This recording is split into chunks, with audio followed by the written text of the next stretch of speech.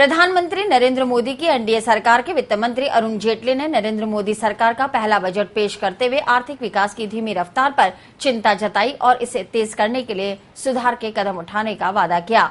वित्त मंत्री ने कहा कि भारत की जनता ने बदलाव के लिए हमें निर्णायक वोट दिया है।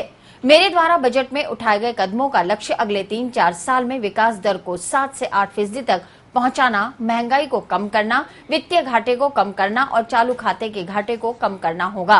केंद्रीय वित्त मंत्री अरुण जेटली ने वित्त वर्ष 2014-15 का आम बजट पेश करते हुए आयकर में छूट सीमा 50,000 रुपए बढ़ा दी, जबकि आयकर दरें पूर्ववत बरकरार रखी। इस घोषणा के साथ अब सामान्य नागरिकों के लिए नई कर छूट सीमा 2.5 लाख रुपए हो गई, जबकि वरिष्ठ नागरिकों के लिए यह सीमा 3 लाख रुपए कर दी है।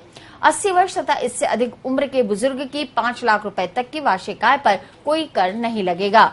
वित्त मंत्री ने होम लोन के ब्याज पर मिलने वाली कर छूट सीमा को मौजूदा 1.5 लाख से बढ़ाकर 2 लाख रुपए कर दिया।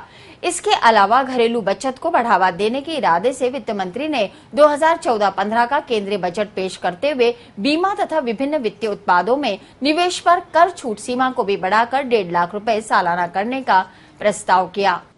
Kisan Vikas Patras was a very popular instrument among small saving. I plan to introduce the instrument to encourage people who have banked and unbanked saving to invest in these instruments. Skill India. A national multi-skill program called Skill India is proposed to be launched. It would skill the youth for an emphasis of employability and entrepreneurial skills. It will also provide training and support for traditional professions like welders, carpenters, cobblers, masons, blacksmiths, weavers. Convergence of various schemes to attain this objective is also proposed.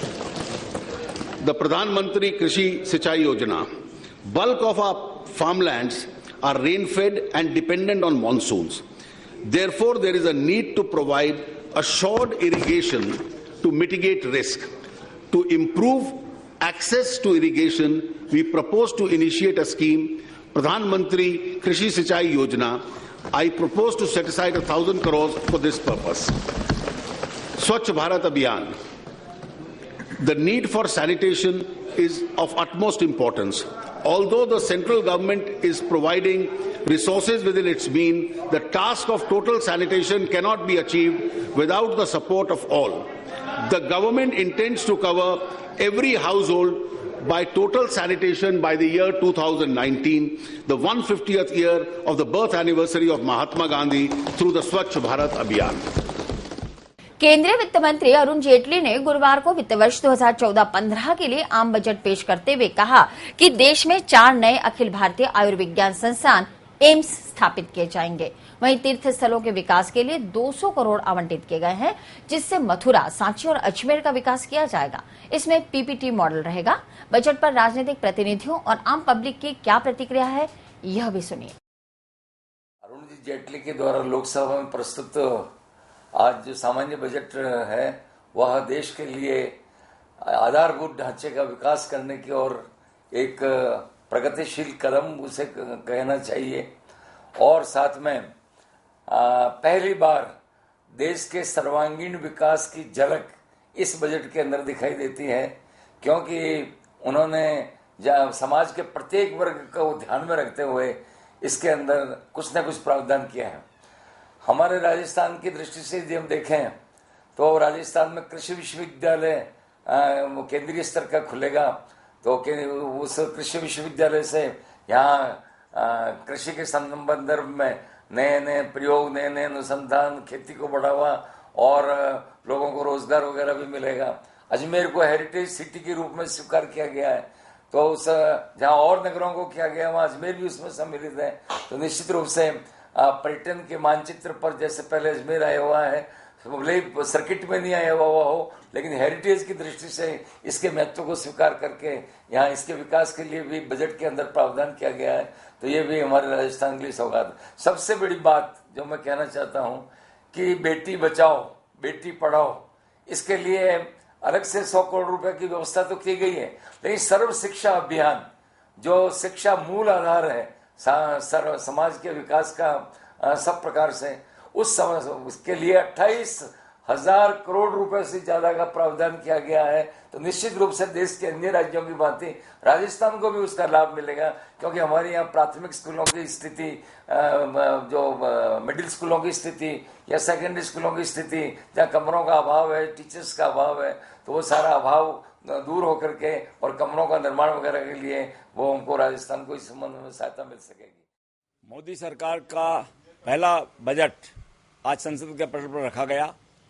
इस budget के अंदर समग्रता थी, संपूर्ण देश का ख्याल था। जिस जगह जिस स्किल डेवलपमेंट की जरूरत थी उस स्किल को चुना गया, उस क्षेत्र को चुना गया। ये बजट इतना अच्छा बजट है कि इसकी जितनी तारीफ की जाए उतना कम है। इनकम टैक्स स्लैब के अंदर पहली बार किसी वित्त मंत्री ने 50,000 की बढ़ोतरी की है। हमारे यहाँ पर अधिकांश नागरिक या तो सरकारी कर्मचारी हैं या मध्यम श्रेणी के लोग हैं, जिनको इनकम टैक्स देने में पहले 2 लाख तक की छूट थी, जिसको 2.5 लाख रुपए किया गया। इसी के साथ साथ होम लोन के अंदर 50,000 रुपये बढ़ाया गया। 1.5 लाख की जो छूट थी उसको 2 लाख किया गया। एटीसी की जो छूट थी उस सीमा को बढ़ाकर 50,000 उसके अंदर बढ़ाए गए। कुल मिलाकर ये समग्रता को ध्यान में रखकर ये चिंता नहीं की कि हमारे पास कितना साधन होगा, कितनी व्यवस्था होगी। पहला वित्त मंत्री जिसने 45-50 दिन के अंदर बजट तैयार किया है। इतने कम समय में पहले 6-6 महीने लगते थे बजट तैयार करने के अंदर। उसके बावजूद भी देश के हर क्षेत्र का, हर व्यक्ति का, हर तबके का ध्यान रखा गया है। ये बजट पहली बार किसी वित्त मंत्री ने कृषि के साथ जोड़ा है। नरेगा को कृषि के साथ जोड़ने का काम भी किया है।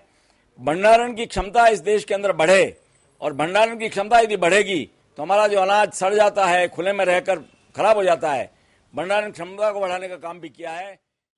मोदी सरकार का ये पहला बजट दिशाहीन, निराशाजनक, गरीब गांव किसान विरोधी बजट है। जिस तरह से चुनाव में लोक लुभावने वादे किए गए थे, उन सब पे जनता के मंसूबों पे पानी फेर दिया है। रसोई की कोई भी चीज पे टैक्स कम नहीं किया गया है। जब रसोई की चीजों पे टैक्स कम नहीं होगा, महंगाई किसी रूप में कम नहीं होगी। आज गरीब आदमी पान, गुटखा, बीड़ी, सिगरेट, कोल्ड ड्रिंक और पैक जूस, इन सब पे दाम बढ़ा के ये एक तरह से गरीब को और गरीब बनाने और बीजेपी के नेताओं को अच्छे दिन लाने वाला बजट कहा जा सकता है। इस बजट की जितनी निंदा की जाए उतनी कम है। आज जो बजट आया है वह बहुत ही बढ़िया बजट आया है, और इस बजट को मैं पूरे 100 में से 100 मार्क्स दूंगा।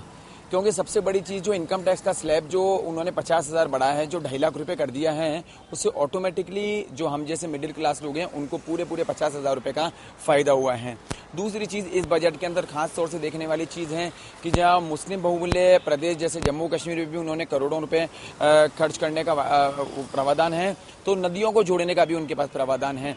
वहीं पर ही जो होते हैं चारों धाम का जो है उनके ऊपर भी उन्होंने किया है। और सबसे बड़ी चीज 12 मेडिकल कॉलेज खोलने का भी उसमें प्रावधान है। और उसके बाद हर प्रदेश के अंदर एक एम्स कॉलेज खोलने का जो किया गया है बहुत ही बढ़िया है। और पेट्रोल और उसके ऊपर जिस तरीके से डीजल पे दाम बढ़ते हैं उस पर जो बैन लगाने की बात करी गई है वह बहुत ही एक शानदार जो चीज़ करी है। और सबसे बड़ी चीज़ जो हमारे अजमेर को मिली है कि हमारे अजमेर के लिए हेरिटेज सिटी घोषित कर दी गई है, जिस पे हमारे अजमेर को भी करोड़ों रुपए के 200 करोड़ रुपए के तकरीबन हमको उसके ऊपर जो फंड मिला है, उससे हमारा अजमेर जो है वह हेरिटेज के रूप में एक निखर कर आएगा। और ये केवल मोदी सरकार ही कर सकती थी।